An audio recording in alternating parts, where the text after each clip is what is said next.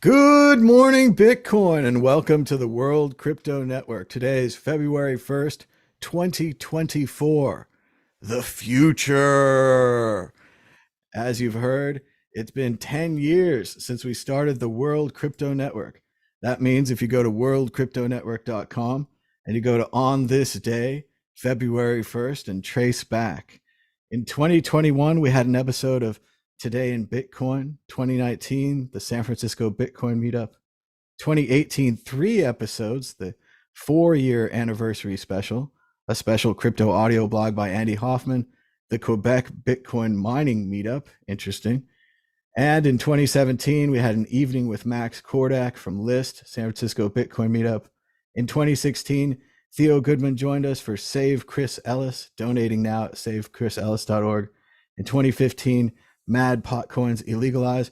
But in 2014 is where our story begins with a series of coin announcements that I simply read off of Bitcoin Talk. Now, these first couple of coin announcements were actually just videos that I pre-recorded and uploaded to YouTube. There's kind of two tracks here as we remember the World Crypto Network, because YouTube has divided our videos into videos and live. So let's check out the very first video ever on the World Crypto Network.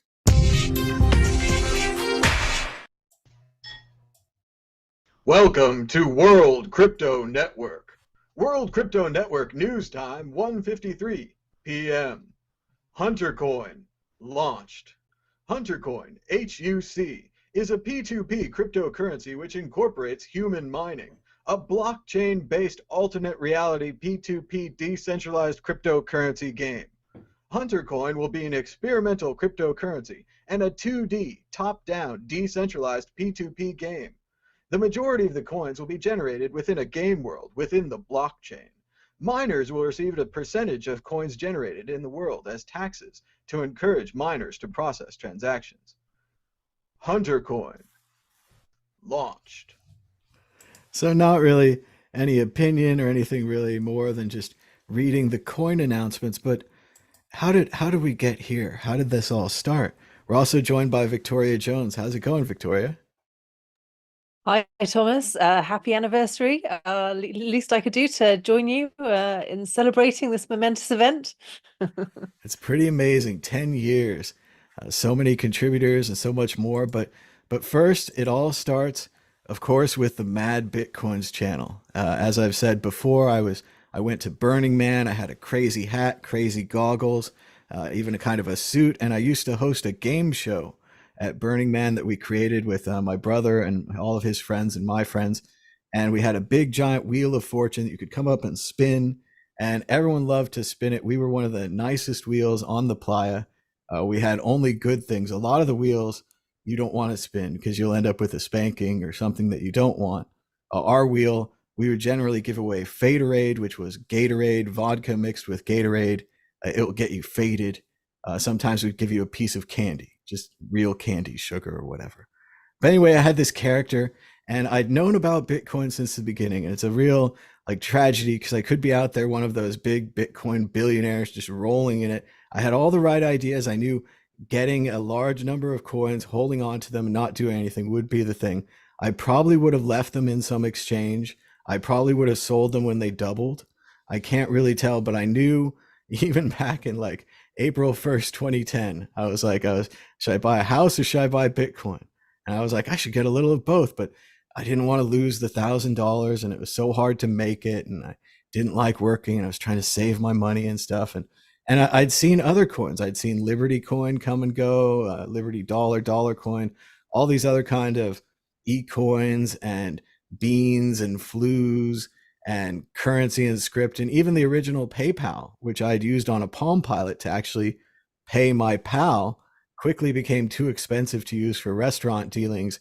And I ended up only using it on eBay, for which I had a very early account. So very much involved, very much close to getting it. And of course, if I'd only joined in with my friend Jesse Powell and one of his early projects, because Jesse back in the day used to be working on Diablo or Diablo 2 or World of Warcraft, and he was selling online items. So he had this need for this one-way currency.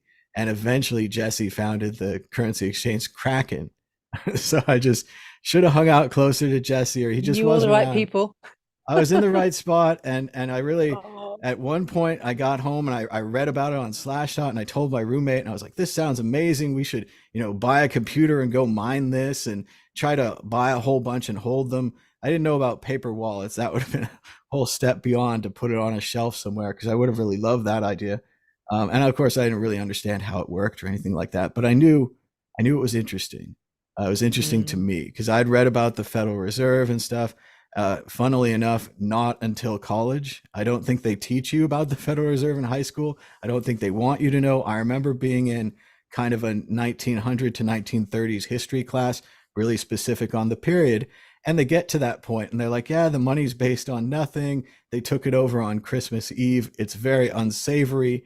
And you can, watch the battle back and forth between them and Andrew Jackson and other people before them of creating these banks for the United States. So certainly I had knowledge in some of the monetary areas here, and early computer knowledge, early kind of, internet fighting, the networks and stuff, that kind of thing. But it didn't click for me that day in Bitcoin. So in 2013, all the elements. I know it's, well, and I even had the plan. The plan in my head was, and I obviously didn't do it, so it doesn't matter. But get thousands of these things and start like giving them to your friends. Like make your friend like take you out to dinner and say, hey, instead of giving you money back, I'm going to give you, 5 Bitcoins, or maybe at that time, God, 100 Bitcoins or something. And, pay people to mow my lawn or whatever it is, and just kind of have fun with it as this internet currency. I didn't really have expectations that it would go so fast, so quick to the moon. I really thought, once it, after I ignored it the first time and it went to $1 and it had price, and I saw the EFF accept it, and I saw the EFF, unaccept it, which was a big sign to people where it was like, hey, maybe it's not ready. Maybe this is too hard for me to use or something, because you had to read too many files or know too much math or something. You don't know what things are like till you do them. And so yeah, I put it in the back of my mind. It goes to $1. I'm like, gosh, I'm so dumb. Everyone who got in before $1, very smart. Goes to $30. I'm like, oh, idiot, complete idiot. And then eventually in 2013, it went to $300. And they had this Cyprus event where everyone in Cyprus had their money in the banks. If you had more than 100K, you had to take a 10% haircut, because they said there was drug money in the banks. So the government needed money. The banks, of course, we have this term called freezing the money, freeze their accounts. And that really means the FBI or authority calls up the bank and says, freeze the money. It's not nothing like chemically happens to the money, but they froze all those people's money. And I thought, and I think a lot of people thought, as the price of Bitcoin rose in those couple of days, what if the Cyprus people had Bitcoin? And they didn't just need Bitcoin to exist, because Bitcoin did exist, just like the internet existed, or email existed, or PGP existed. Right? That didn't mean they had it. But what if they had it? Well, they'd need Bitcoin ATMs, they'd need Bitcoin meetups, they need Bitcoin YouTubes and podcasts and friends in their neighborhood, and they'd need people to make and lose money on it, to talk about it, and all those things. But really, I re-examined Bitcoin, and I looked at what was available at that time, and Coinbase and BitPay existed. Previously, they did not. So when I looked at it, and I was like, wow, you can be a merchant. Unfortunately, I had nothing to sell, so I never really used BitPay. But you can also do Coinbase, and you can put a little of your money as a savings into Bitcoin, and you can learn how to send it around, and you can get a wallet, and you don't need to like randomly go to someone and say, hey, I'll PayPal you some money, and I hope you send me some Bitcoin, and just kind of trust the internet. It's so hard. The early people must have had so much trust to be doing these kind of message board transactions, where the guy's on the message board and he says, yeah, I'll send you 100 Bitcoin for $100. And the guy's like, well, I sent the money, and they never send the Bitcoin. You had to be totally trusting in those days, or you had to meet someone physically, or you had to mine it yourself, which at first I imagine was easy. And I imagine very quickly became difficult. I know, not to, talk out of school, but I think my friend Jesse Powell did some early mining, and he told me later that if he had just bought Bitcoin instead of mining it was so difficult. You had to keep up with all the computers and the network addresses and the IPs and have everything connected. Whereas if he just bought it and held it, he wouldn't have had to work, as hard as he did creating that exchange and all of that. So I knew about it and it was in the back of my head. But then in 2013, I said, okay, it's time to get into this. So I was pretty much unemployed and I had like maybe, $1,000 or whatever. So put it all in, bought the Bitcoin or whatever. And now what do? Right? All of your friends, you tell them, and they are not interested. They have no interest in Bitcoin, and their interest becomes even less when that $300 spike that I probably bought drops down to 75, and your life savings, your extra money, is a third of what it was. You're not exactly selling the dream there when you're down down 2/3 to start. But anyway, I had this idea. I wanted to talk about Bitcoin more. So I created the Mad Bitcoins channel because there wasn't really anything else. There's a great old channel called the Bitcoin channel. I used to watch that guy all the time. He's awesome. He has, I don't know if they're still up, but back in the day, he had videos of him. Before there was a price chart, there wasn't a chart for Bitcoin. He had to like ping some server, and he had a script that he would run, and that would tell him the price. And he had these phantom drops where Bitcoin would drop to 10 cents and all these kind of things. And he was just very early. So there's the Bitcoin channel. And then there was Let's Talk Bitcoin, who actually only started a few weeks before Mad Bitcoin. So it's really strange the way the timing on these things work out. I know Curio Cards was right near CryptoPunks, and Mad Bitcoins was right near Let's Talk Bitcoin, hardly even knowing about each other, yet historically a few weeks apart. And I liked Let's Talk Bitcoin, but it was more of like a serious NPR show. Is it still around now, or has he given up? It's got its own fascinating history. I think that officially they sold the company to BTC Media, the company in Tennessee that buys everyone and everything. They also own Bitcoin Magazine, and I'm not sure they did very much with the brand. So I do think that they still sometimes make a podcast. Andreas, Stephanie, and Adam are the main contributors back in the day. And but they were very more serious. They're like NPR. They're like, welcome to Let's Talk Bitcoin. This is a great podcast about Bitcoin, and we're going to get you the news today. And then, a little music and stuff. So it was like an hour, and you had to listen to it on your phone as a podcast. It wasn't what I was looking for. I was looking for something fast and quick, 2-3 minutes, get the news, get out of there, have some jokes, be kind of funny. I was, of course, inspired by Zay Frank or the fucking news, or even that game show in the movie Hackers in 1995.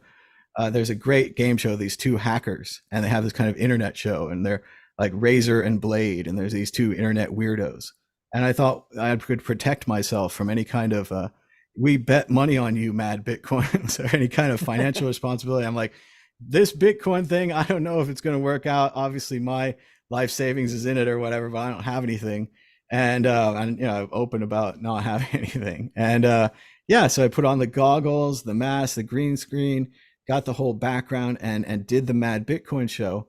And from early on, I had that basic idea of kind of Zay Frank, who did a show every day for a couple of years, that if you had a serious work ethic, even if your shows weren't very good, as long as you were trying to improve each show and make them better, that the internet would respect you, and that eventually people would watch your shows or hate them or not like them or whatever. They would have a reaction. It would get a chance.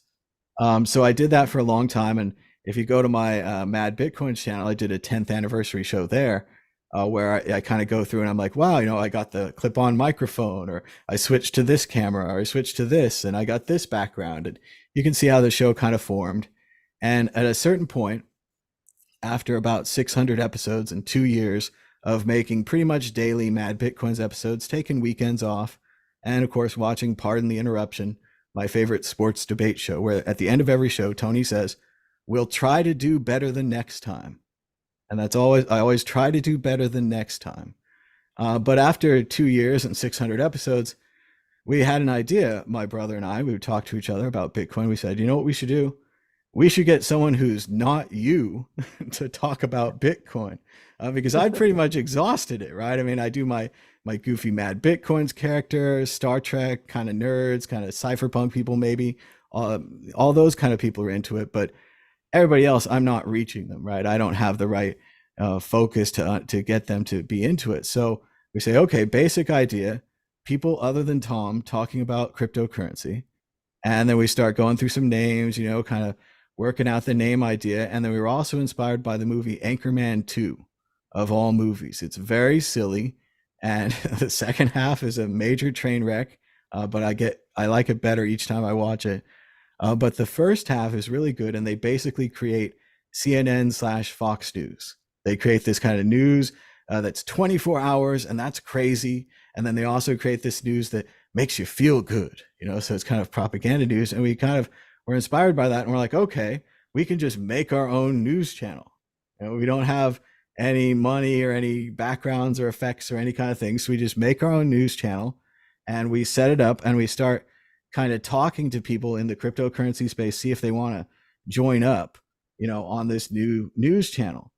And you know, so first I put up all of these coin announcements, obviously, which were just like a fun way to try to figure out like what a show would be. And they're all pretty much similar. I read the description from the Bitcoin Talk forum, which used to be where you'd announce a coin.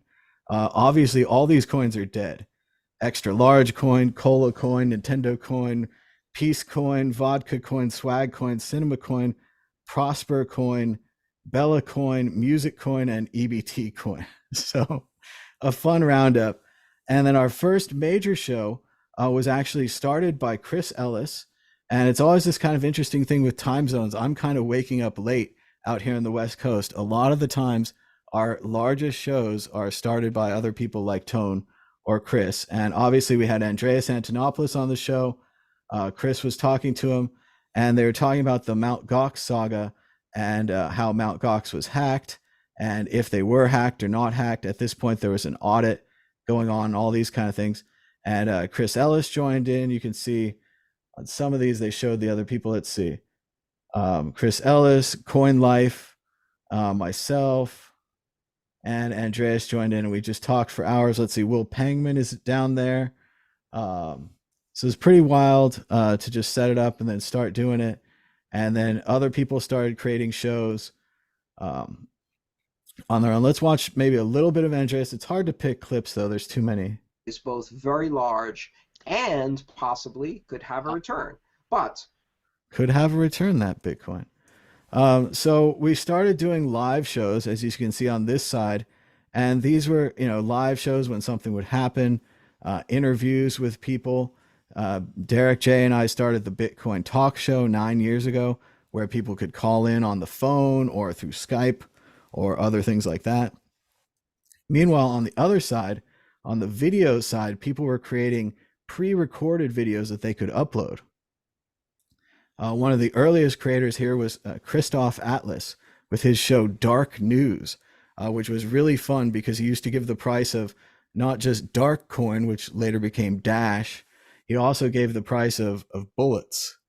It was a fun show that Christoph did for a while before he went off and got a fancy job in blockchain. Most of the stories here are about people doing some videos for a while and then going off to bigger and better things. It's kind of like Saturday Night Live, where people get a start here on the World Crypto Network and then go on to do their own movies and TV shows and that kind of thing. We had Midas Marnie, who did a weekly show, kind of introductions and tutorials how to use Bitcoin. We had MK Lords, who did some early interviews. You can see my friend Paige on there. And of course, we had This Week in Cryptos, one of my favorite shows we've ever had. This was produced all the way from Indonesia. And I never ever met this guy. He loved puppets. I think he was partially inspired by the Mad Bitcoin show. But he also has his own YouTube channel out there. Hopefully there's some links to it somewhere, but I forget the name. And he used to do great like lightsaber effects and gunshots and movie stuff. But here it is all the way from Indonesia, This Week in Cryptos. This is from 9 years ago, April 12th, 2014.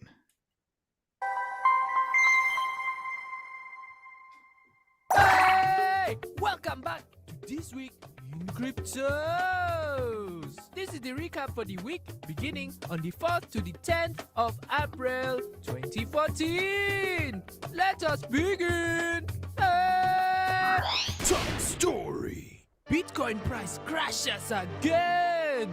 Bitcoin prices dropped more than 10% as Chinese businesses began receiving deposit shutdown notices from their banks. BTCtrade.com, BTC. You can see the price has fallen from 450 to 400. But he did about 20 of those fantastic This Week in Cryptos episodes, complete with puppetry, voices, graphics, everything. It's all back there deep within the World Crypto Network archive. We've also got Mad Potcoins, who asked my permission but didn't need it, and had his own version of Mad Bitcoins that he did about Potcoin. Not a crazily popular altcoin, but an altcoin at the time. So Victoria, what do you think so far? We've got the early shows where people are creating videos, and then we also had the live shows.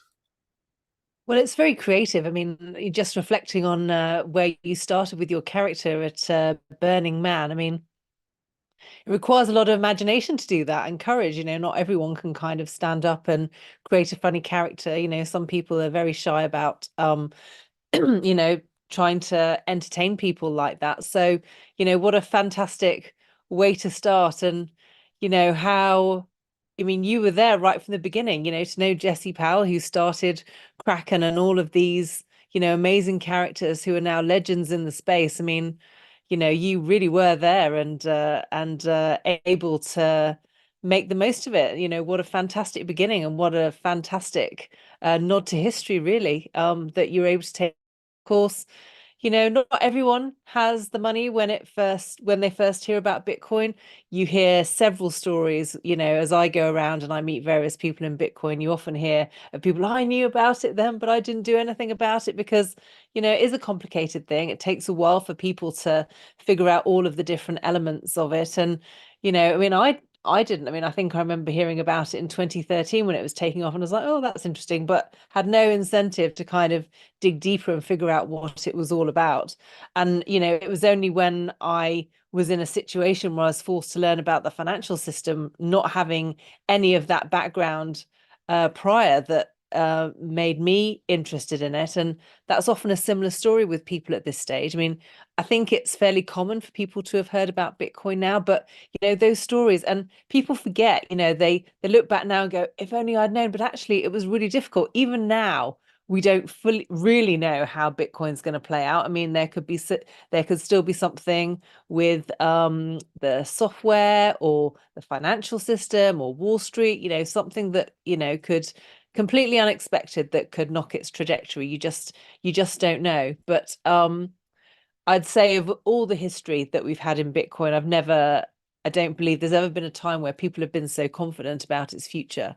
And so from that perspective, it's really obvious to look back and go, if only I'd known. But we didn't know. The people who had the foresight, and it's not just having the foresight, but also having the resources and then the courage to deploy it.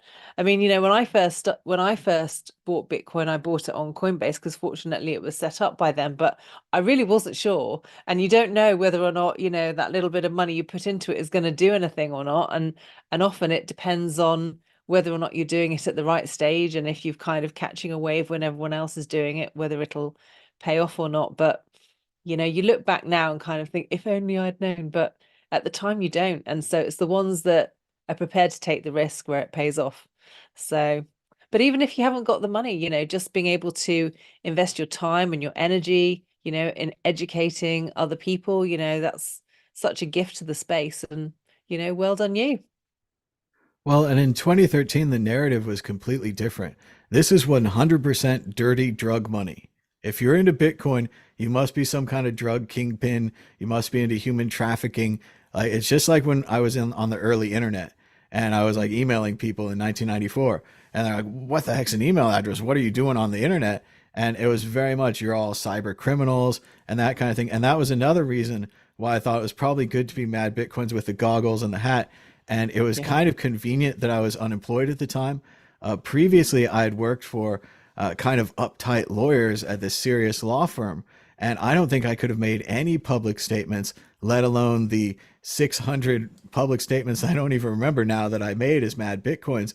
Whereas I said the other day on this podcast I was like, Mad Bitcoins will read whatever's on the script. Like, it's not unlike Anchorman. It's like, you write it, I read it. That was the the deal or whatever. But so yeah, it was a lot to take that risk, and it was a lot of fun because I was mad Bitcoins, and because I was free and able to say whatever I wanted to say, whether it was a historical aside, a story about how I think the banks are kind of creepy, or I think that the value being created through this lending process, which is all public information and you can read about in detail in many, many books, but no one will talk about in public, and they think you're a weirdo if you're knowledgeable about it. And as Mad Bitcoins, though, I could say any kind of story I want about the Federal Reserve. And there's also a fun story I was going to tell you, Victoria, where when Chris Ellis was finally on the Max Kaiser show, when he was still doing it in London, he had that beautiful background. And Chris Ellis tells him about his friend Mad Bitcoins. And Max goes, he's like, "Oh, Mad Bitcoins, I birthed him. He's my son. I know. Yeah, he's him. I know him." And then when I actually got to meet, only briefly did I get to meet Max, and I got him to sit down. I point my camera at him and mic'd him up and stuff. We had the greatest interview. We had so much fun going back and forth for 15 minutes until we hear from over here, Stacy, his wife, and she's like, "We've got to go." And so we got a part 2 that I don't think we've ever had. But yeah, it was great to have some respect from the early Max, and also to see his character and my character as similar things, and similar, of course, not that I'm not dreadfully inspired of him, but I'm aware of him, that the Mad Money character that Jim Cramer plays, where he pushes the buttons and he runs around. I am aware of like his take on financial news. And if anything, my or Mad Bitcoin's take on it would be even further gone to like how silly this is, and how, you shouldn't be saying it. The most important thing is investing with like a 6-month timeline, not looking at it every day, especially every hour or every minute. Like that would be the first thing to say about investing. And none of these shows can do that, because they are very much about the minute, about your decision point, about what you're going to do today, if you're going to sleep in crypto, if you're going to sleep in Bitcoin or dollars or gold or whatever your game is.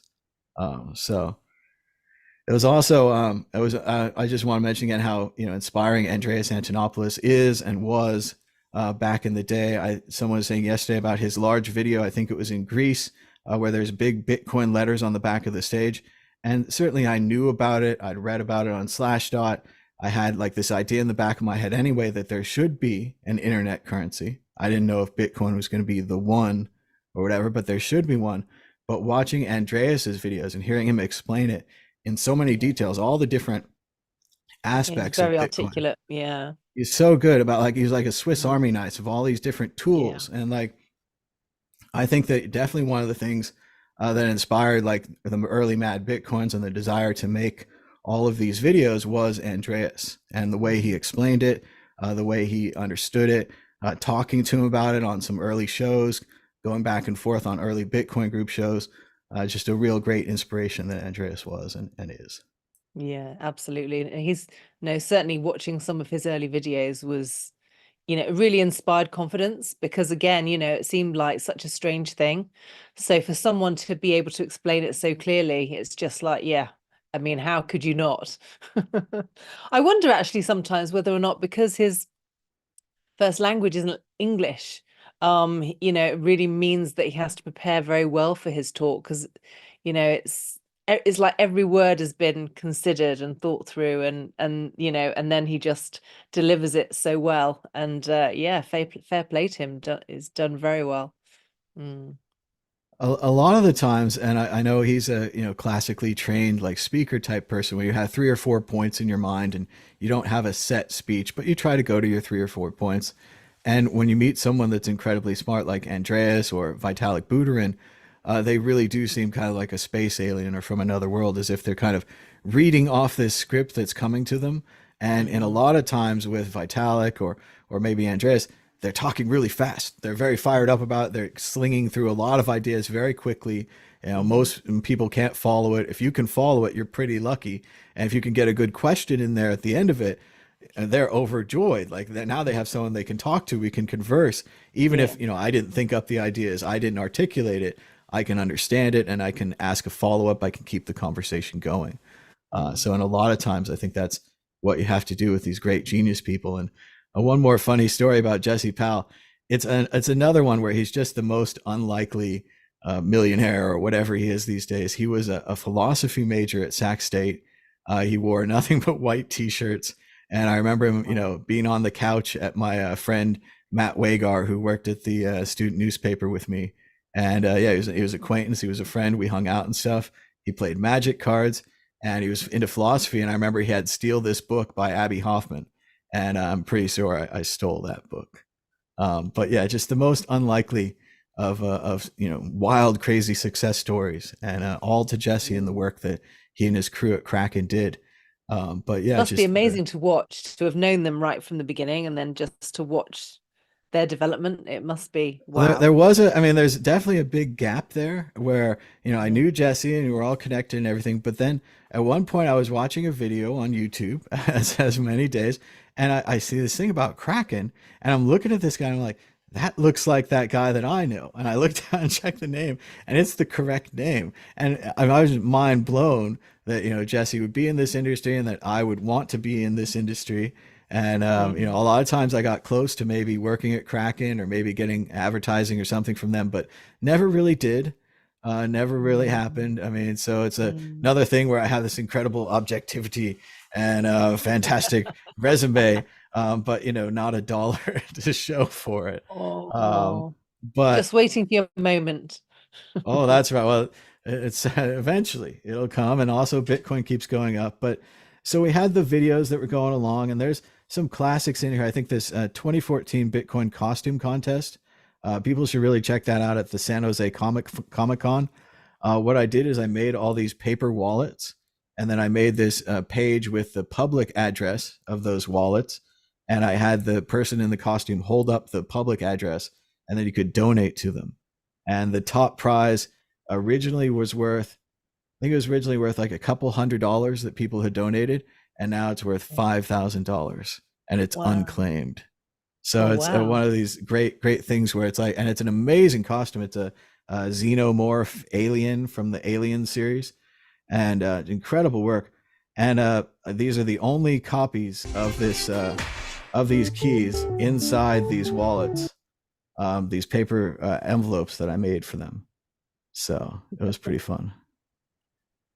But yeah, and all these people dressed up, different costumes, and oh, so I see. So you gave the piece of paper to the different characters, and people donated to the ones they liked, and someone's now got one that's worth a few $1,000s, but they didn't keep it, so they haven't been able to claim it.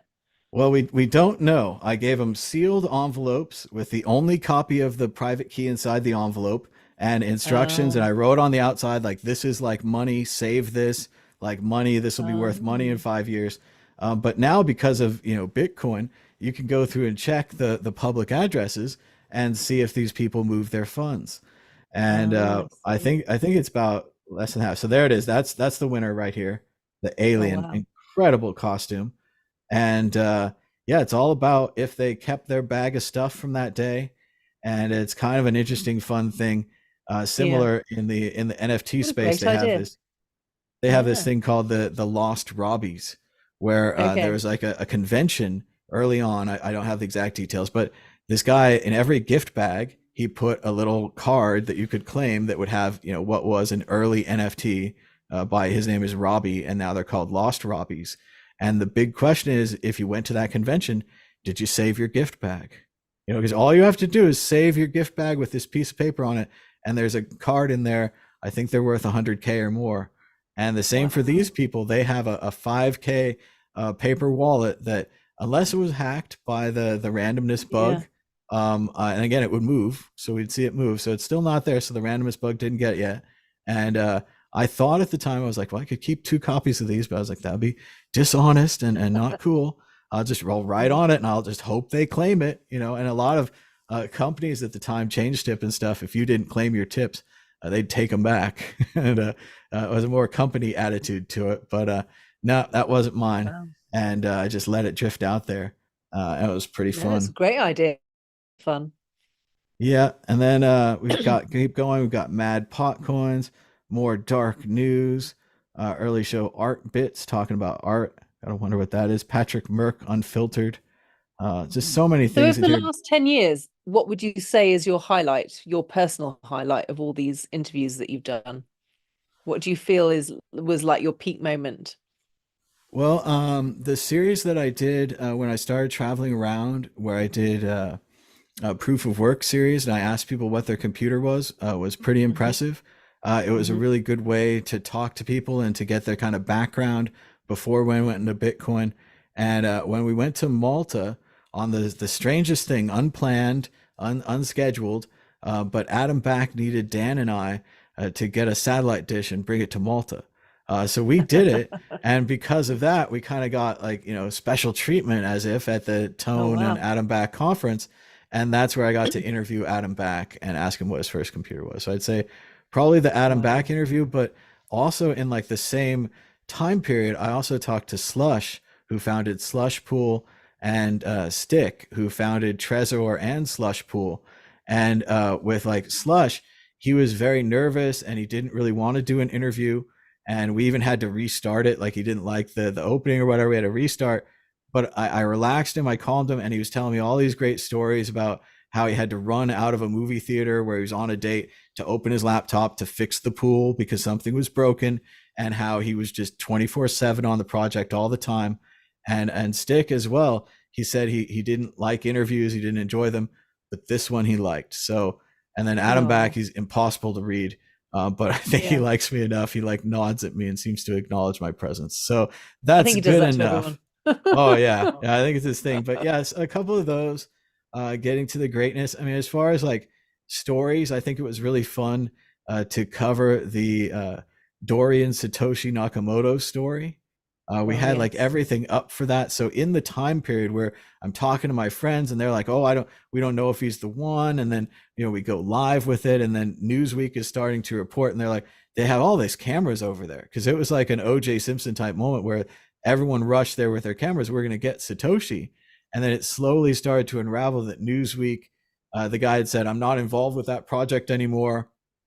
And based upon that statement, Newsweek had published a full page front story headline about Satoshi being this train engineer guy. So that was really fun to kind of cover live. And even though it was a disappointment, we always want there to be a Satoshi. I'm always optimistic about new Satoshis, or well, I was before this recent one ruined that. But because it would be fun if there was a Satoshi. But no, Yeah. Oh, I'm Dorian, sure there his is. story He just was doesn't want great. anyone to know who it is. Could be a space alien or a group of people. So yeah, Who big knows? news Yeah. stories like that. I mean, obviously, I think that the harder times are when the price goes up or down and you can't control it. And I of Mm. course, from the beginning, I'm like, well, Bitcoin's sweet. I got my couple handful, $300 or $1, $100 or whatever, and that's about it. Like that's what I have, and then it goes up or down, and it goes to this crazy point of like 1,400, and I didn't sell any at all. And I hodled just like everyone. And I had a small car, and then it goes back down. And I'm like, I don't have a small car anymore. And a Oh. lot of people in the audience, I think, had much greater losses. And we would non-jokingly always try to tell people about the suicide hotline and things like that, and just kind of give them these options, and try to go day by day. And as it turned out, in the craziest thing, all you had to do is keep buying Bitcoin when it was down. You didn't have to have triangles or charts or any kind of fancy thing. You just had to have a general belief that Bitcoin was good. Your goal was to get more. Unfortunately for me, I didn't have a job during most of this period, so I wasn't bringing in more dollars to buy more Bitcoin. I brought in some through donations, but really not enough. And not, I Mm. should have sold the house and bought Bitcoin. It's like that kind of thing. You should sell everything in your life. Sell the car, sell the board game, sell the closet. It should have been sell everything, but it happens so fast. And then Yeah. also there's other times where it's down so much, and you're like, oh, it's good I didn't sell anything. At least I have something left. Like Yeah. this incredible Yeah. roller coaster. And from far away, like you say, Victoria, everyone, it just looks at it and they're like, yeah, of course I would have bought, and I would have held forever, and I'd be a zillionaire now, and I'd laugh at you fools. But really, it's about paying rent, and it's about Yeah. like the price going down right before you have to pay rent, and then you cash out, and then the next month you cash out early to have that not happen, and the price goes up right before you pay rent. And it was a completely uncontrollable thing, beyond your Yeah. your expectations. So Yeah. I think a lot of people have uh witnessed that, and it's part of like earning your stripes of being in Bitcoin, really. I think. I mean, I know of several people who think, oh, if I'd only just done this, I'd be retired by now. And it's just like, yeah, we all say that. So, yeah. And of course, over time, although I think everyone always remembers how well it did in the early days. But of course, although it's still doing well, you're not kind of getting the catastrophic growth that we had at the beginning, not at the moment anyway. So it's like everyone's hanging on for, those glory days again, hoping that they're just around the corner. And of course, if you time it incorrectly, then you can come a cropper. So yeah, it's tricky. And another great contributor, Gabriel D. Vine, always used to talk about the kind of multidisciplinary nature of Bitcoin, where you need to know about stock markets and money and trading and history and cypherpunks and freedom, all these different things. A friend of mine recently, and I'm not going to name him because it's an embarrassing story, but he didn't even really understand how markets work and how stock markets work. And even for myself, I'm kind of lucky to have played at the very least this Nintendo game called Wall Street Kid, because I think he got into one of the early markets like Ethereum and was selling when no one was buying, and was basically selling against himself, and started putting in orders where he was undercutting himself and getting less and less, especially for something that was so early and new, where taking a chance and holding some of it might have worked out a lot better for him. But you just don't know what knowledge people have. And when people come to this to try to sculpt them and try to teach them, it's like you have to go in 5 different directions. Like you have to be this baseball player with the 5 tools, where you can hit and you can catch and you got power and all these kind of things. If you don't have that, like you won't really be able to understand it. You can invest as like you're guessing. You're like, I think Bitcoin's good, but I really can't tell the big difference between Bitcoin and Diamond Coin. Right? When it really comes down to it, like Bitcoin came before Diamond Coin in the alphabet. If there'd been an alpha coin, probably would have bought that. Like, and that a lot of people have made tons of money being accidentally lucky, or buying, this thing because they thought it was good, or they heard about some website and they're like, boom, I'm in, done. They have the ability to make those choices. Obviously, I did when I couldn't put any money into it, when, $100 would have been fine. And I was all set on 1,000. But even then, if putting $1 in, learning how to use Bitcoin, sending it around, that kind of magic moment. I wanted to talk about this yesterday. I didn't get a chance, but when you first send your first Bitcoin transaction and you're sending around, something of value, money, and you're using this backbone of random internet connections through the miners and the nodes and everything, and you don't really know anything about it. It's not like you pick 20 friends and they connect to that, or you really can't understand it, but your machine goes beep, and there's, a 0.001 or whatever in your test Bitcoin wallet.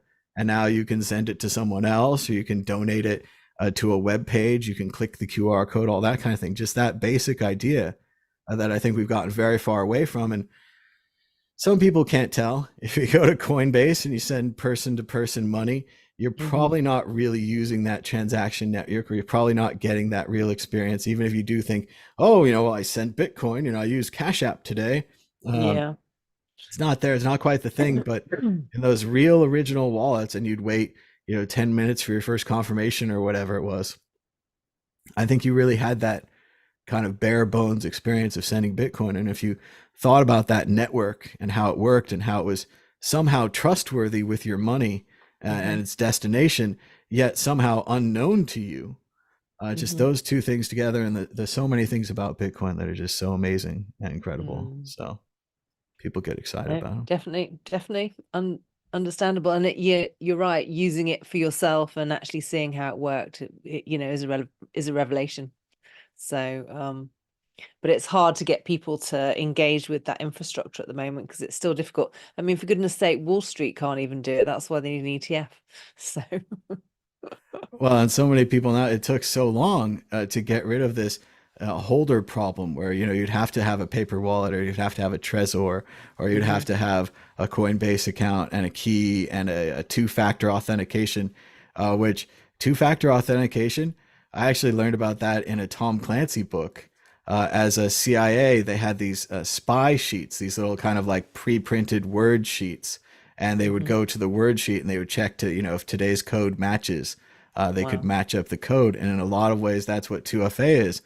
But if you Yeah. don't have that experience of reading these obscure Tom Clancy books that you happen to remember for some strange reason, The Cardinal in the Kremlin, but I don't think they'd have it. So, and you need that 2FA to protect your Bitcoin, which is your online money, which is ironically like the first interesting piece of data that your computer has ever held. Like the first unique and interesting piece of data, other than, you know, all the videos you make or your text or your data, your bank account, that kind of thing.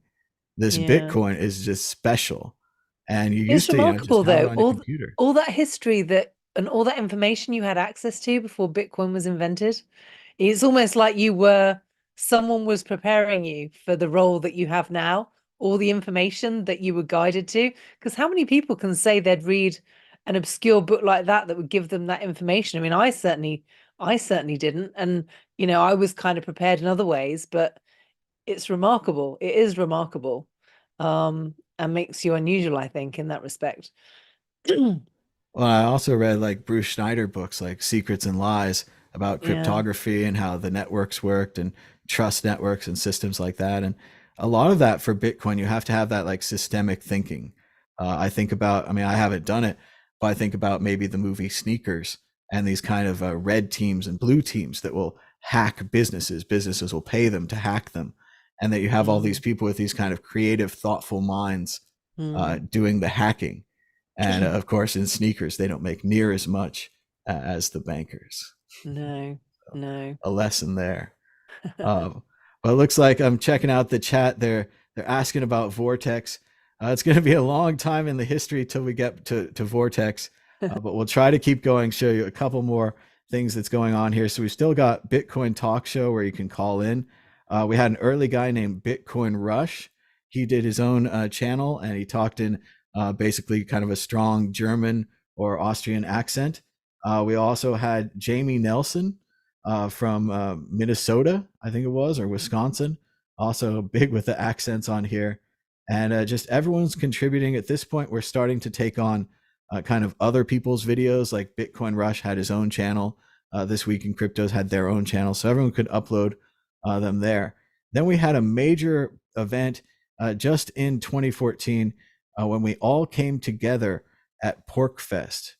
So this was pretty interesting. This was the first time that the World Crypto Network all came together. The Bitcoin Group, the American original, filmed in front of a live studio audience for over the last 10 seconds, the sharpest Satoshis, the best Bitcoins, the hardest cryptocurrency talk. So as we can see, we got the full murderers row here. We've got Chris Ellis, Derek Freeman, MK Lords, Davi Barker, Will Pangman, and Blake Anderson. So it was really cool. Everyone got together at PorcFest, and we also got together at Bitcoin in the Beltway, the first conference that we would go to for Bitcoin. It was in Washington, D.C. It was set up by Jason King, and it was really cool. And then we uploaded some videos from there. We had a Lynn Albrecht speech from PorcFest about Free Ross and the Ross movement back in 2014. A lot of interviews here from PorcFest. Meanwhile, Mad Potcoins, This Week in Cryptos, and Bitcoin Rush still going strong. And there's just pages and pages of these videos. These are all the uploaded ones. Meanwhile, we also had the live videos were going as well. Let's see if we can get back to those. Here's the live stream videos from 9 years ago. The Bitcoin Group was being also broadcast on its own channel. We had it on here. Midas Marty was doing interviews. MK Lords doing interviews. Here's some of our live videos from Bitcoin in the Beltway. They didn't work quite as well as the pre-recorded ones, but it was fun to do some live interviews. We had one here with Zhao Tong, early Bitcoin artist, who did some cover songs about Bitcoin back in the day. Bitcoin Talk Show, people could call in live. Dark News still going. Dark News started going live. Let's see. We had the beta show, the pilot show from a Bitcoin squat. For a while, Chris and Julian and Amir Taki were all living in some building in London somewhere. I don't know the details, but they had power from next door. But they did some shows from there. We did some more Bitcoin Group shows. And again, this is all just still 9 years ago. So there's no way Victoria, I think my plan is weak. I don't think I could ever flip through all of these videos. There's just too many. There's a lot there. It adds up over 10 years. It is just too many. We'll try to keep going. Obviously, as the people in the crowd said, Vortex eventually at some point comes along here and starts doing his Bitcoin news show, which is really fun, and he'd have a lot of guests on there. This was a really interesting moment. Still in 2014, I'm not getting very far into the future here. We covered the Hong Kong umbrella freedom protests live from Hong Kong. Somehow through the magic of the internet, we'd hooked up with James Bang, who was a Bitcoiner at the time. And I think it started off pretty simply with Chris Ellis and some other people. They raised money for James to buy some dim sum and take it down to the people that were protesting. And it was pretty simple. They sent him the Bitcoin. He changed it for local currency, bought the dim sum, went down there. But then James got more and more involved in it and basically became a kind of citizen journalist, holding up his phone, watching as the Chinese government kind of pushed the people around and occasionally used force even against James. We eventually got James a helmet and a press pass. But it was really interesting. We covered the Hong Kong protests, and there's a lot of long live streams here of James walking around with the people and just fighting for their freedom. Wow. Yeah, that's pretty interesting. I don't know what to do with all that stuff. Maybe someday there'll be a documentary about that. Well, to be honest, you've probably got so much footage here. You could probably make your own film. Just put together all the highlights. You could create the World Crypto Network film. Or I definitely could. I think that the Occupy stuff is really interesting. This is an Yeah. interesting side here. Acharn is he was a Scottish Buddhist monk, and he was in Unusual Thailand combination. and everything. Yeah. I think he never really told me, but I think he had a wild life before he was a monk. And again, to end up as a often Scottish the way. Buddhist monk in Thailand, you have to be quite a character. Yeah. But yeah, he was into Bitcoin in the early days. Big fan of Chris Ellis and Chris's work. Chris was always very philosophical with his work here, interviewing people and trying to bring out the truth. Here's Will Pangman. Derek Freeman was an early part of these shows. He had his own show, Peace News Now, and he and Davi Barker very much influenced my idea to make this show because they used something at the time that existed and sadly doesn't anymore that was called Google Hangouts. And it was really easy, kind of like Zoom, where you could just add people to your show and record it for later and do a hangout. And Derek and Davi did a show together talking about Bitcoin and Davi's work with Bitcoin Not Bombs and other things like that. And I was just so inspired by it. I was like, I could do that. And previously I'd been like, I'm too old for YouTube. Like that's for young people. They do their young people shows because I knew I wasn't going to be hip or anything. But as far as, sitting on a couch and interviewing someone, I could do that. Yeah. And I had a webcam or whatever. I could get that. So yeah, it was really neat to see Derek and Gosh, doesn't Davi. Josh look young? Where's 8 years Josh ago. in Oh here? my goodness. Did I scroll past it already? I don't see it. On the right hand side. Transmission 29. Oh, is that? No, yeah, I don't even recognize him. I don't even know. recognize. You said it was Josh, and I think it's someone else. No, Oh, is yeah, it? Josh. No, that is Josh. That's Oh Josh. yeah, it says it in the town, and that's Yeah. the logo for Voltoro. So yeah, there's a 8 years ago an appearance of Josh on the Wow. Transmission show, which was actually Theo Goodman's show. And again, shout out to Theo.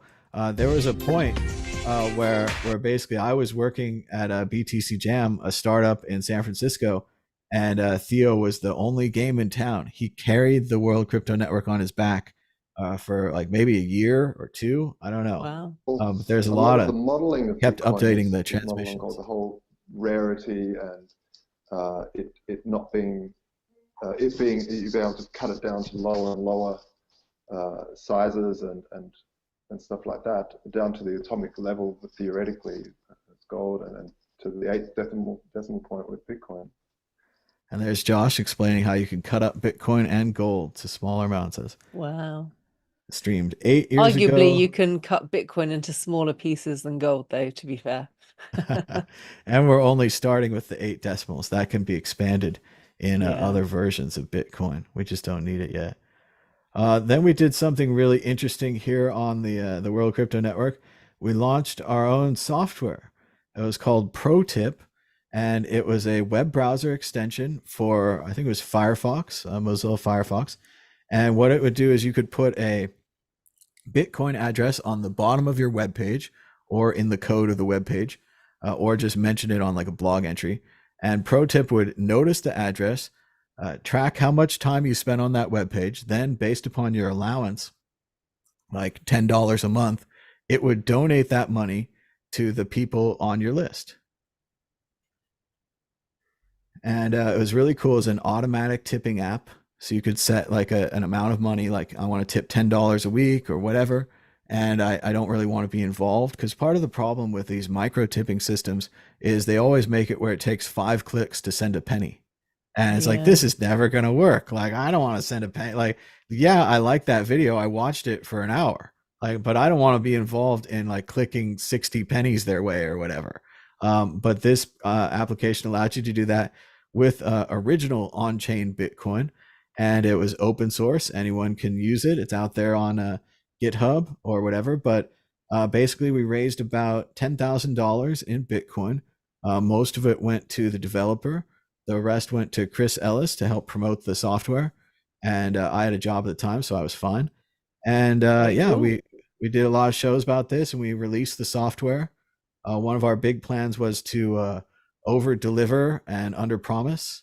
So we had the software like 70% of the way done by the time that we asked anyone for money. So we were pretty confident we'd be able to deliver software that did what we said it did, and we did. We couldn't get a lot of people to use it, unfortunately, but it did exist. The code does exist. And here's a lot of our videos here where we tried to promote it using my kind of everyday promotion style. We can see day 8, day 12, day 13, day 19. And I would have these live hangouts and get people to join us and talk about ProTip. That's what we called it. Very good. And here's, I think, a lot of Theo videos, transmission, Bitcoin group number 73. There's Derek J. Freeman in San Francisco. That's pretty fun. Whenever we have one of these things where there's 2 of us on camera and we're in the same place, that's always great fun. And here's an early appearance here by Tone Vase, the Bitcoin group number 77. This was The Bitcoin Group, the American original. August 21st, 2015. The topics were Bitcoin, Civil War, Augur, Flash Crash, and Jeb versus encryption. We had, looks like, another full round of guests. We had Chris Ellis, MK Lords, Tone Vase, David Seaman, and Blake Anderson. Let's see if we can get a little bit of Chris here. Then what they are trying to do is a political maneuver to force Bitcoin core developers into making a decision sooner than they would have ideally liked to, which will mean that come the 11th of January next year, which is the date when the soonest possible time a forkable event can take place in the network. So you've got plenty of time to do your research, but I wouldn't recommend you delay it. What it would do is it would put pressure on them to release a patch, so that come the 11th of January, Bitcoin Core will be able to accept Bitcoin XT blocks, and therefore preventing a forkable event. But this is highly risky. It puts the whole Bitcoin ecosystem into a sort of game theoretic prisoner's dilemma, where everyone's trying to anticipate what everyone's going to do. The only nodes that can vote in this supermajority that's been proposed are miners, not regular people, not people that are just running a full node. It's only the mining, the hashing power. And what are the miners going to do? Well, they're going to second guess what they think the exchanges and the merchants are going to do. What's the point in mining on a chain if you can't sell your coins? So you're going to be looking for press release articles. You're going to be looking to see, what's Bitfinex going to do?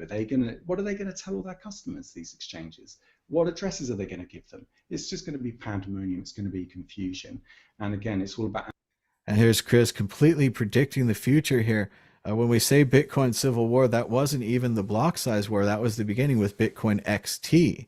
At first, I thought he was talking UASF, but he's completely right with people having to check all these articles all the time, having to be on the right chain, the miners attempting to take control. and this was back on August 21st of 2015. Yeah, it just goes to show, doesn't it? You know, even as far back as 2015, everything was so uncertain. You know, it's easy to say, oh, if only I'd bought this many then, but it was risky even then.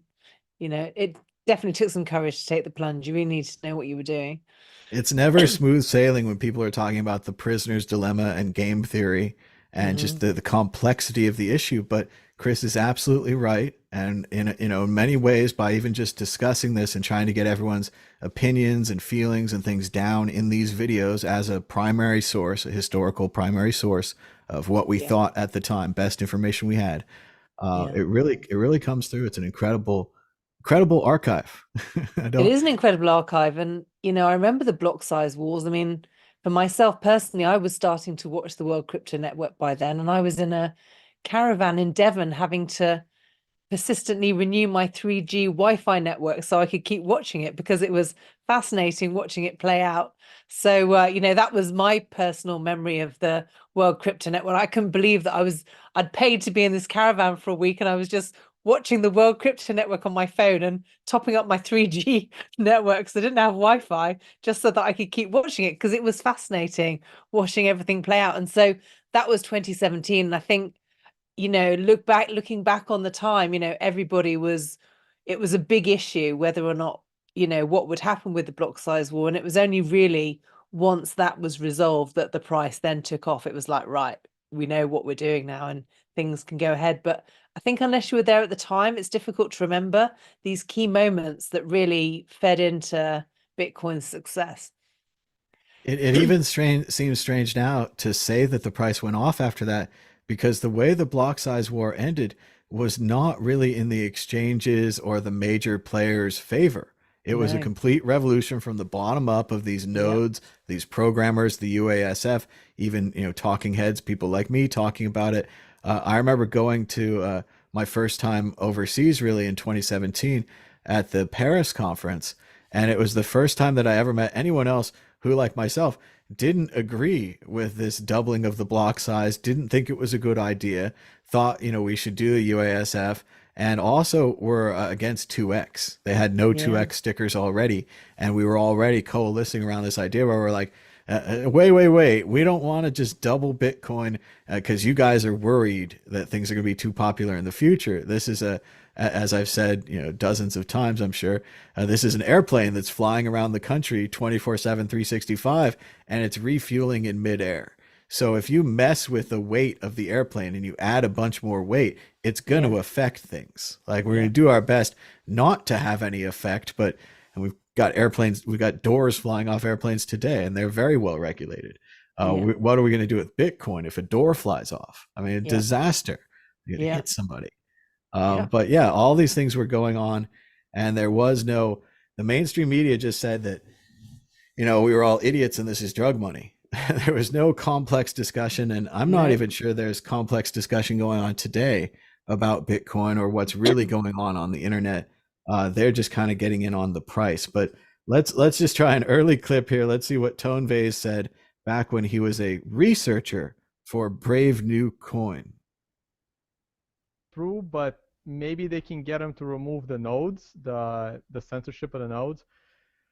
And the reason why I think it will go through, and this is crazy, I may not be happy with it, and now I'm checking out other altcoins to see what light-minded people like me are gonna will be considering.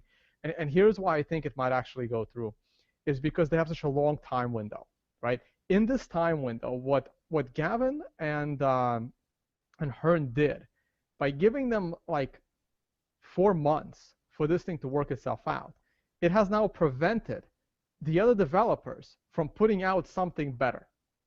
They can't. Now everyone has to wait for this thing to run its course. And if this thing comes close to 50-50, it's going to become just like any bill going through Congress. Oh, we were so close, we just have to adjust this and adjust that, and then it's going to go through. So what they did by releasing this thing so early is they basically caused so much havoc. Unless they end the project like tomorrow and they pull it off the table, which I don't see them doing, I think that by the time a decision needs to be made, there will need to be a raise in the transactions. And everyone's already going to be used to and sensitized to this thing. And it's kind of unfortunate, but maybe I'm being pessimistic about this. But I have a feeling it's going to, now the end results are going to be very questionable. Of course, as it turned out, they didn't pass Bitcoin XT. I think in many ways they had too much of a runway, too much time for people to organize an opposition.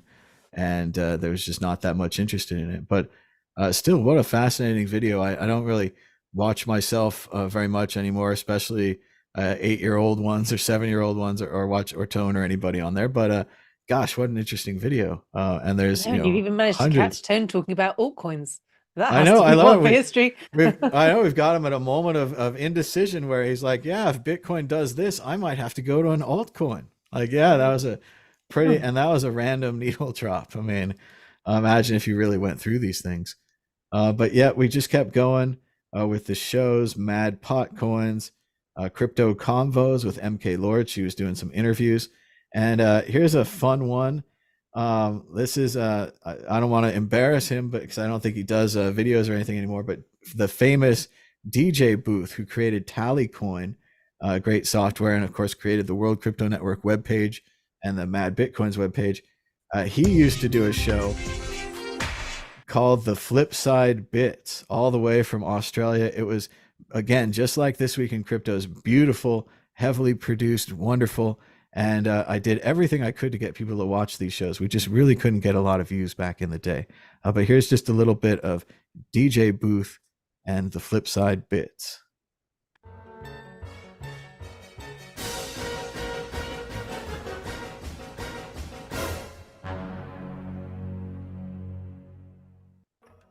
Welcome to the Flip Side. I'm DJ Booth. This week in Bitcoin news. Earlier this year, American authorities auctioned off a batch of 30,000 bitcoins. In a copycat case of deja vu, Australian authorities are set to auction off 24,500 bitcoins that they seized in 2012 during a crocodile hunting expedition. Crikey! The American government has slapped Australian authorities with a DCMA copyright notice, while the Aussies countersued for the theft of national treasure Hugh Jackman. In a plea deal, the US offered to give back Mel Gibson instead, but Australia replied, keep him. The Bitcoin mining pool BT. So just, again, brilliant, wonderful stuff from DJ Booth. So ahead of his time with the Bitcoin and the jokes and the beautiful production, all the stuff. I mean, just a fantastic show. The Flipside Bits, way ahead of its time. Very good. Then we went to the Money 2020 conference in, I was in Las Vegas, of course. And Tatiana did some interviews. We met Lamar. Well, we met Lamar before at the startup down there. Flipside Bit still doing them. Bitcoin Rush. Theo doing transmission in here. And we're still just 9 years ago. Incredible amount of videos here. Let's see. Here are the live stream ones. We were talking about Ethereum launching on the Bitcoin group number 74 8 years ago. Chris started making nodes. This was pretty interesting. Chris Ellis did like an 8-hour live stream where he did nothing but make Bitcoin nodes. Wow. I think he even had a kind of a Chinese worker philosophy to it where, bright lighting and no stopping, and he just assembled them. But he was very much about the idea that people should make their own Bitcoin node back in the day, 8 years ago.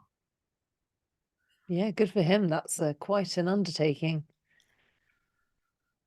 Then let's see, Chris, we had the Save Ellis fundraiser. Chris started to get like tinnitus and he'd have ringing in his ears and stuff. And we wanted to get him some funding to help him out. So we did that for a while. Chris is doing these Bitcoin full node shows. The Bitcoin group is still going here up to Bitcoin group 94, 100. Ethereum is splitting into 2 trains. Here's a vortex for you. Here's Bitcoin news number 26. Let's get into the vortex. Hello and welcome again to another Bitcoin news show right here on the World Crypto Network. I am, of course, your host, Vortex. We are here on another Monday evening at 8 p.m. Pacific, live right here on YouTube Live. And we have a pretty special guest here tonight, ladies and gentlemen. We got Tuur Demeester here joining us. We're going to ask him a few questions. He recently has written an article, and I want to talk to him about that. We, of course, have our other panelists as well.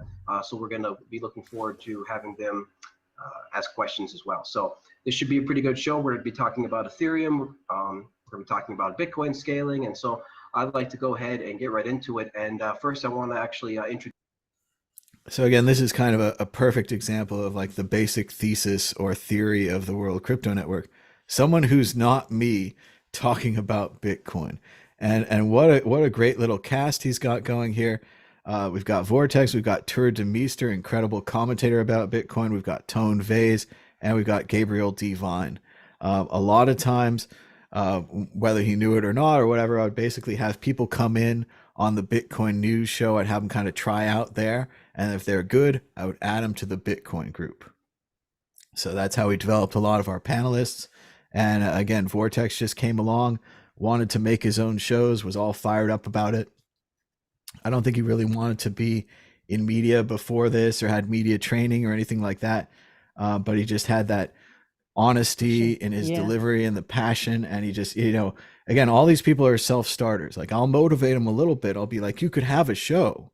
But if they actually show up and do the show, that's when they have a show. Like, if they don't do it, or if they stop doing it, as some people did, you don't have a show anymore. Like, you have to keep doing it. And that's what was great about, of course, Theo and Vortex and so many of these people that just on their own, set a schedule, said, hey, I'm going to do every Thursday, or I'm going to do every Saturday, whatever it is.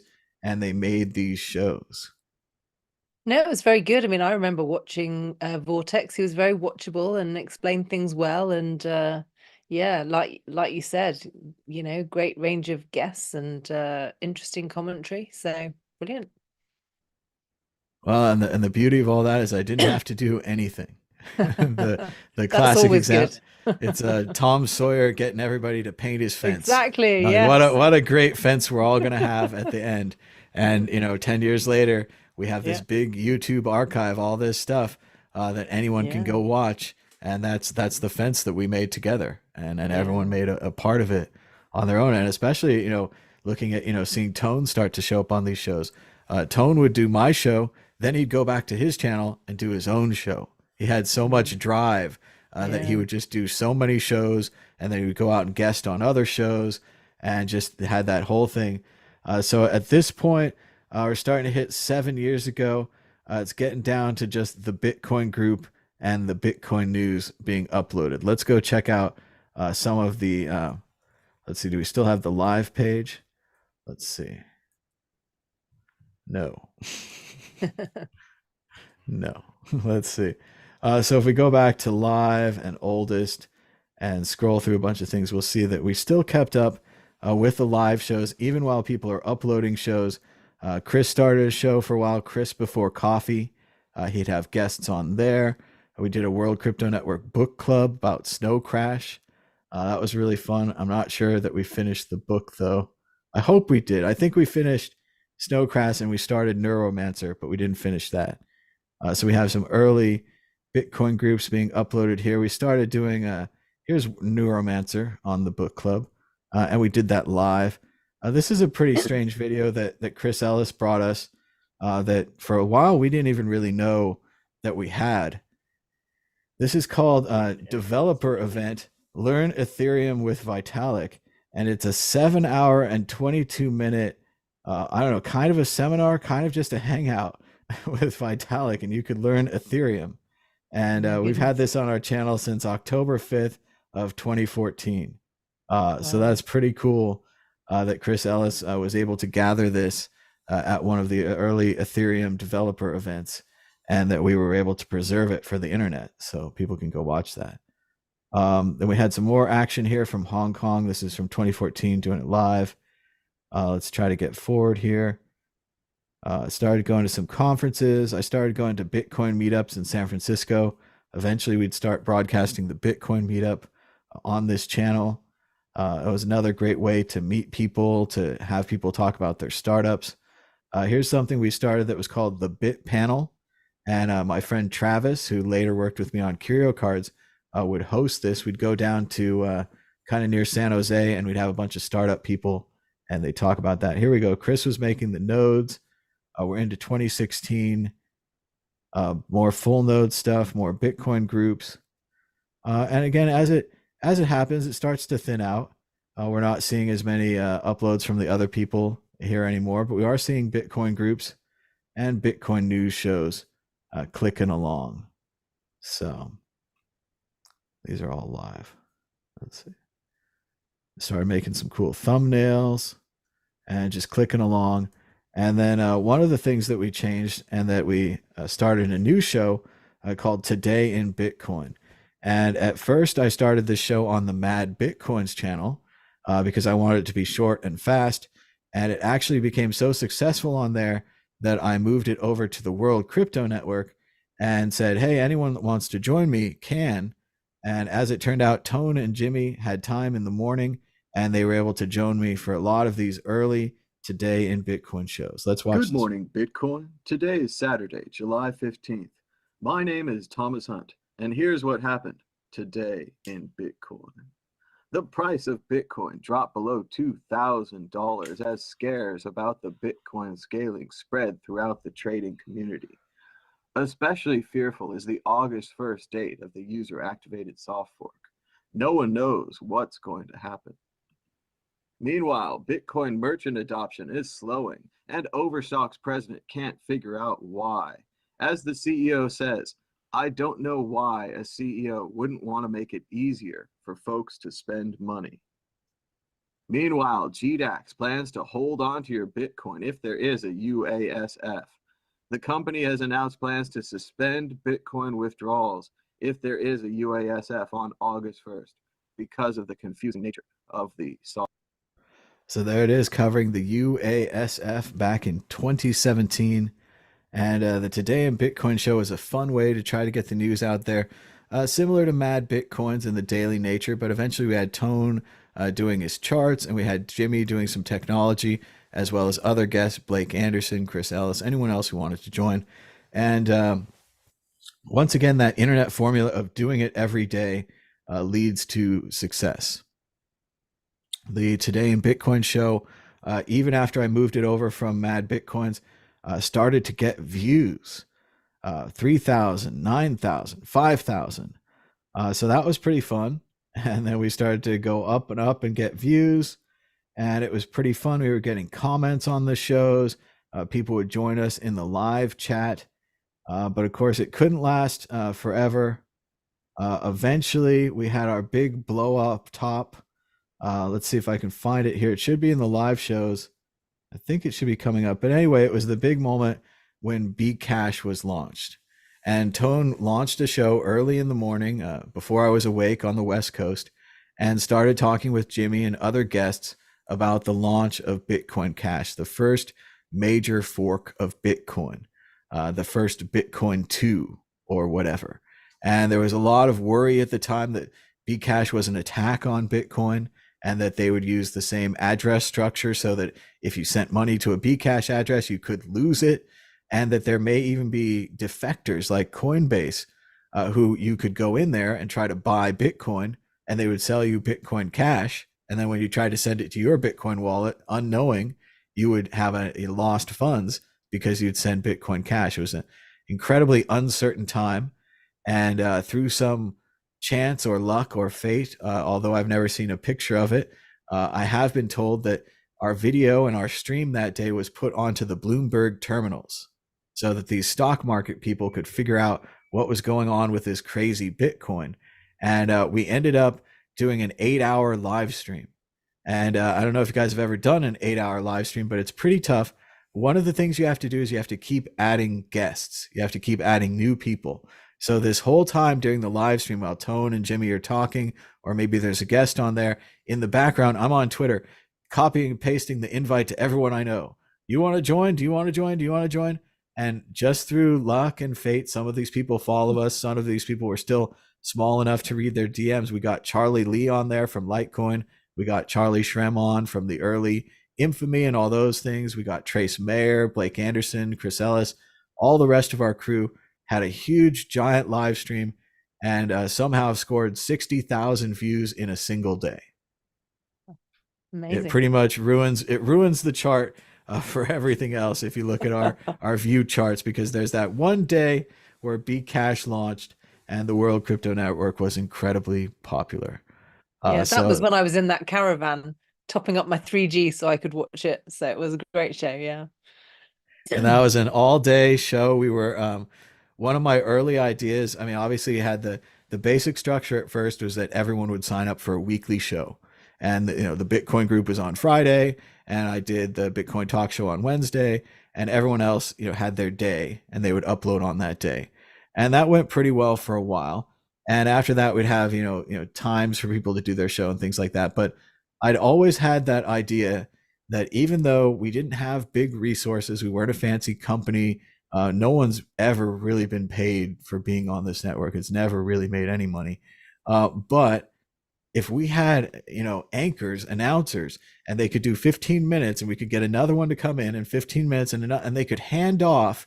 And a lot of these things in the old days, especially with the Hong Kong stuff, was about keeping the Google Hangout open, because if everyone dropped, it would drop the Hangout. So at least if you had a computer in there, you could keep it online, and you could keep broadcasting to the same stream, and you could keep attracting perhaps more people, as we did that day.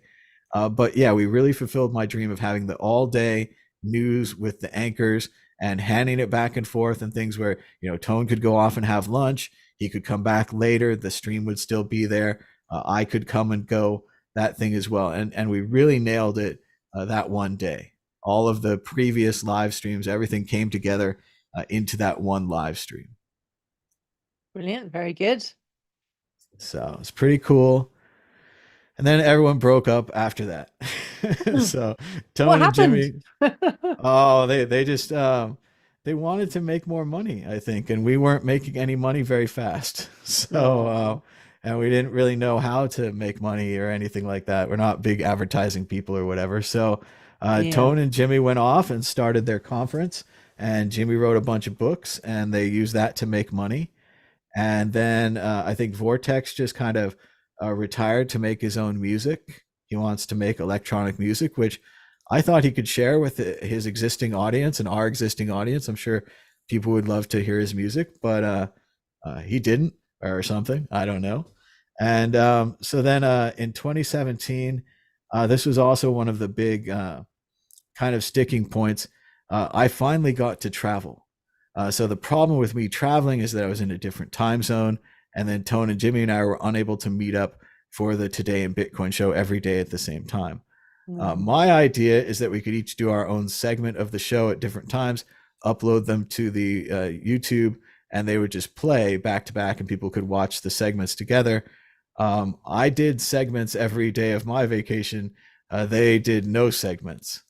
So it really is like, if you have a schedule and you have people at a certain time, you can get them to show up. But if you break that schedule, if you mess that up, it just doesn't come back together. You just people are motivated to work together as a group, like a yoga class or whatever, but they weren't motivated to have their own yoga class, except on their own channel, where they get all the $10 a month from advertising. They wanted their cut of the $3 or whatever it was. So but then let's see, they went to BlockCon. They did some filming there. Jimmy was doing some shows here called Off Chain. Just a lot more live shows. Today in Bitcoin, you can see, of course, here just doing that daily drum beat. And at one point, I was doing 5 Today in Bitcoin shows a week, and the Bitcoin group on Friday. So that was 6 shows a week. Sometimes I do Saturday and Sunday shows. Sometimes I think I did like 2 a day Today in Bitcoin shows, like really, like, I don't know what working out is like, but I imagine it's like what working out would be like, where 2 a days. Oh, like those football players. But we just kept cranking along here. There's some kind of fun with Andy Hoffman for a while. He was doing some great interviews on here. And here's Adam Meister.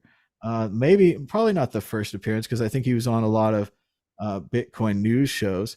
But here's Andy Hoffman. Hi, this is Adam Andy Meister. Hoffman of CryptoGoldCentral.com, the sound money blog of the 21st century, in which I write daily of my vision of the future of money, in which gold plays an increasingly passive role, and Bitcoin is the center of the universe. Hold on one second. I forgot I have this on here. Bitcoin is the center of the Sorry, I'm universe. going to That's start right. with the Where's deep bow. Meister? Go on. a long period of time, but that doesn't really matter. It just matters if it's going up in value, and it will be going up in value. You're taking a risk by playing around with these altcoins, trying to guess, well, which one is in the short term going to gain on Bitcoin? Because in the short term, some of them will perform better than Bitcoin. There's no doubt about it. We're going to have pumps of all sorts of crazy coins coming from South Korea. We're going to have sorts of pumps coming from top tier coins coming from the United States, from people who are just buying on Coinbase who do not understand that they can buy a fraction of a Bitcoin. So instead they buy Litecoin because they think it's cheaper. So I think we're going to see, but I think we're going to see altcoins benefiting a lot at times.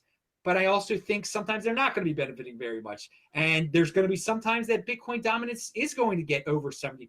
I think that will happen, but I think it'll go back down again. It's all cyclical. I mean, it's a free market. We're going to have some of these altcoins are centralized. They have guys marketing for them. They have guys pumping for them. Bitcoin does not have that centralized marketing mechanism. So some of them are going to take advantage of their centralized marketing situations and really pump up and gain against Bitcoin for the short term. The question is, do you want to risk it and say, well, I bet that one is the one that's going to gain on Bitcoin for this short period of time. I'm going to own it. I'm going to know when to flip it. I'm going to know when to get back into Bitcoin. For me, that's insane. Just hold on to your Bitcoin, because over the long run, and it's all about the long run, Bitcoin will outperform them all. Right, and of course. Incredible speech there from Adam Meister, who I don't know if he's ever sat down during a single show that I've seen. Look at him standing There's there. a lot of back in the energy, that day. guy. Oh, incredible. Don't know where he gets it from. Loves the Bitcoin, loves the HODL, really simple philosophy, and he's got it down. And it's interesting to see him there with Andy Hoffman. There was another, fun dust up and drama. Nothing matters 10 years down the line, but back in the day, it was a big deal. But Andy Hoffman had got all enamored into this altcoin called B Rhodium. And I think it was going to be a fork on Bitcoin. I don't even know if it ever launched or anything like that, but he was all fired up about it. And I thought it was kind of a harmless obsession, the kind of thing where an example for the audience to learn a lesson, the kind of the same lesson that Meister is talking about there, where you go into the altcoin, you think you're going to make more than Bit. At the end of the day, you come to your senses a year or two later, and you're like, oh, I should just go back to Bitcoin, where I could have had tons of profit. And instead, I wanted that quick and easy path of the dark side. And Andy went down that path for a while. So we asked him if he was paid or that kind of thing. He says he wasn't. But he had such a religious conversion and such a way of endlessly talking about it that eventually we had to, ask Andy to leave and not to do shows on the channel. And I do think years later, he came back to Bitcoin and he came back to his senses and he's saying the right thing again on his channel. But he was such a good example for a while there of kind of a, not to be insulting here, but a gold bug, a person that's into gold or silver, precious metals, who converted into Bitcoin. At first, he was like tiptoeing in and maybe 70-30. And then he's like all in 100%, everything into Bitcoin. And then in the strangest move, this all into B Rhodium, which I don't think people in the chat even know was a thing anymore. Obviously, it's named after the metal rhodium. I think it's kind of fun because it's like bro, like Brodium. Yo, Brodium, man. But I don't even think that was a thing in the time. It was just another altcoin, and he lost his mind. So, and there endeth the fifth tale. Don't repeat that. another one gone, and we just keep doing Today in Bitcoin shows. And again, Andy a self-starter, does his own interviews here. Here's Andy talking to special guest Richard Hart. Oh, goodness. We had Richard Hart back in the day. Used to be on some of our shows. Last few weeks. And again, Something very BCAT articulate, well spoken. No. Well, why And not? always with a Just because the candelabra. MPAA doesn't have enough lobbying power? No, they do. It's very hard to stop these things. You have to start violating a lot of rights to do it. And at some point, it's not a good deal for the people in power. They wouldn't get elected any longer. So I don't think there's much left governments can do to hurt the price. So let's talk about technology. So again, classic Bitcoiner. You never know who you're going to run along to. Richard Hart on the World Crypto Network. And just scrolling through here, more Today in Bitcoins, more shows. Here's the San Francisco Bitcoin Meetup, started broadcasting those. Bitcoin Talk Show. Here's the 4th anniversary. I did a show then. Let's see, the price dropped. So there's just kind of an endless scroll of shows here. I think we pretty much covered it. I mean, Victoria, what else do you think we should say about the World Crypto Network? Well, I mean, I just think it's an amazing archive. You know, the fact that you were there right from the beginning, that you knew all of these various characters and you've watched their development. I mean, I remember when I first met you, you said one of your goals was to, have a historical archive, and I don't know anyone else's who will be as thorough as this one. And so, yeah, well played. You've kept going through thick and thin, come hell or high water, and yeah, I think your place in history is secured, and well done you. Oh, well, thanks very much. And again, it was really just about spreading the word about Bitcoin, much like they say in The Wizard of Oz. Like no one gave them the power. No one gave you the heart. No one gave you the brain or these kind of things. You have to take them for yourself. So whatever you want to do, you have to start doing. I was in a fortunate, unfortunate position that I was unemployed. So I really felt like I could say whatever I wanted to about Bitcoin. Previously with the lawyers and stuff, it was much more buttoned down. So maybe you can't do whatever you want if you have your job or whatever. So not having a job was kind of a benefit in there. And then if we had been successful in any of our advertising efforts or anything, we might have become, beholden to that company. If we had taken money from Coinbase and then we didn't criticize Coinbase, it was such a big deal back in the day. And then somehow we didn't even talk about it today, but we had this whole fight with ChangeTip about them being a centralized tipping service that only kind of used Bitcoin, and that we really wanted a real tipping service, kind of like the Lightning Network. But we didn't have that yet. And this company was a centralized thing. And we went back and forth with them. And it was a very easy chance where, if we hadn't criticized them, we probably could have gotten funding, but we criticized them and then they got mad at us. And then everything went back and forth. And, they were centralized. We had to criticize them. Yeah. It wasn't There's a lot to strong be said structure. there's a lot to be said for independence. So again, being able to hold through all of that and fight those battles and to still be standing, it's amazing, really. Yeah. And we keep doing shows to this day. We're doing the Bitcoin group every week. We're getting almost up to number 400 here. And I've even got help from the AI in making thumbnails. I don't know. There's only a little bit of chat. Let's see. Luke T says, I remember when this was my first regular crypto stream that I watched. A little sad that it didn't hit the heights that others did, but kudos for sticking with it. Thanks, Luke. Yeah, it would be fun. A lot of the other people have those 100,000 subscriber plaques. If anyone can organize a bot army to subscribe to the channel, I wouldn't be opposed to that. Of course, I wouldn't be involved. But yeah, that would be fun.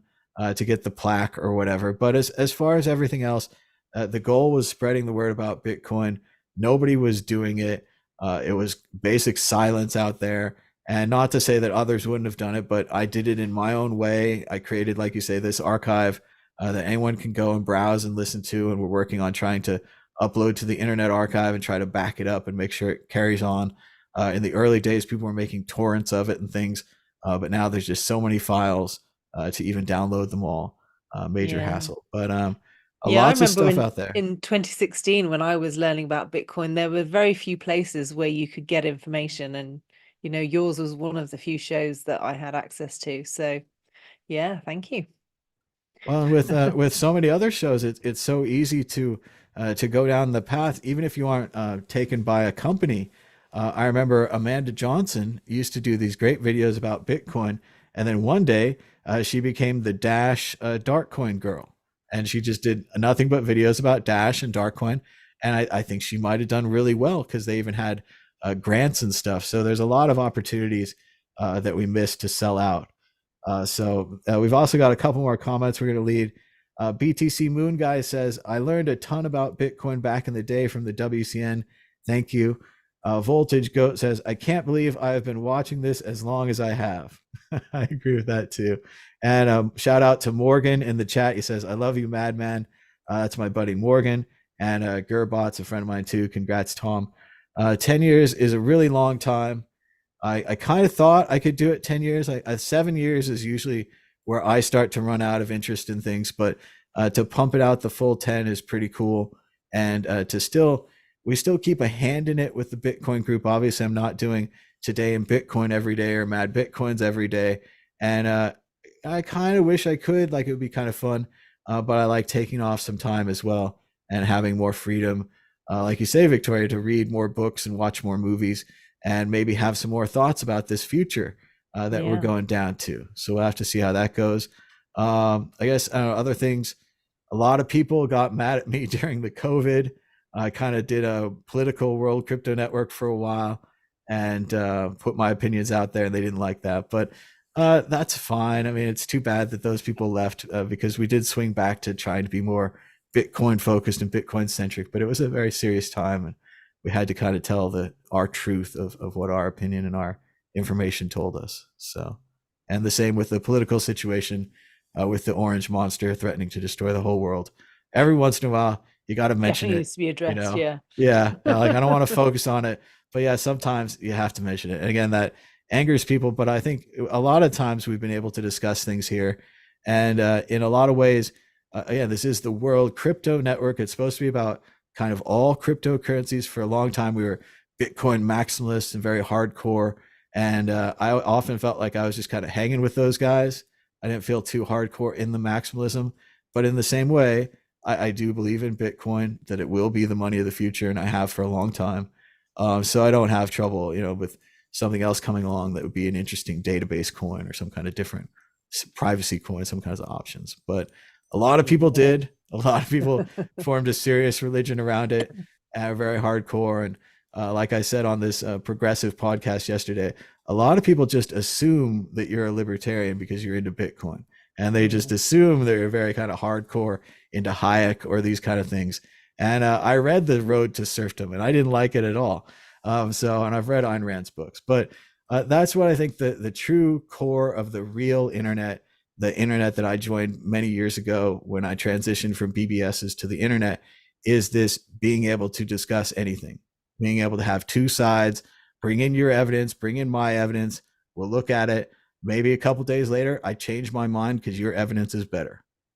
and that we can both present it. We both have lots of time here on the internet, present it, and other people can come back and watch it at different speeds and stuff. So thanks again. Shout out to Ray Block in the chat. He says, you kept me in it since it was under 100. So that's awesome. I'll bet Ray's doing good now. And the same thing, just kind of I did an article about this once that I said that people should hodl plus profits. If you're up like 10,000% and you still have credit card bills, or you need to buy a new car or a safer house, you should probably do that. It's okay to spend some of your money sometimes. I know we all could have had more Bitcoins if we never bought food and we never paid rent, but you have to pay rent, you have to buy food, you have to carry your way in this world. And a lot of times that means spending Bitcoins you don't want to spend. And there's more creative solutions these days with the lending sites at your own risk and so forth. But yeah, I think in general, we all just want to hodl some of that coin for the future, but enjoy your present as well. And thanks to everybody who's joined us in the comments. We talked before the show a little about Jeremy Sager, who used to do the time stamping for us. That was really great. A lot of other people, Sam in India used to upload our podcasts for us. That was awesome. Corey used to do it for a long time with the podcast network. Everybody in the chat, gives us a thumbs up, puts their comment in, that kind of thing. That keeps us going. That keeps the channel going, because obviously it's not really about the money here. It's about the viewers and the conversation back and forth. So thanks to everybody for having this conversation with us. It's been 10 years. Shout out to the grad students and I suppose artificial intelligences that are reading and analyzing this in the future. I hope that you write an encyclopedia or something with all the great things that we've said, and that our prediction percentage is greater than 70%. But we have no idea of knowing because we don't keep track. But thanks, Victoria, for joining us on the show. I didn't want to go too long, so we're going to head towards the end here. But thanks to everybody out there. World Crypto Network 10-year anniversary, 2014 to 2024. Until next time,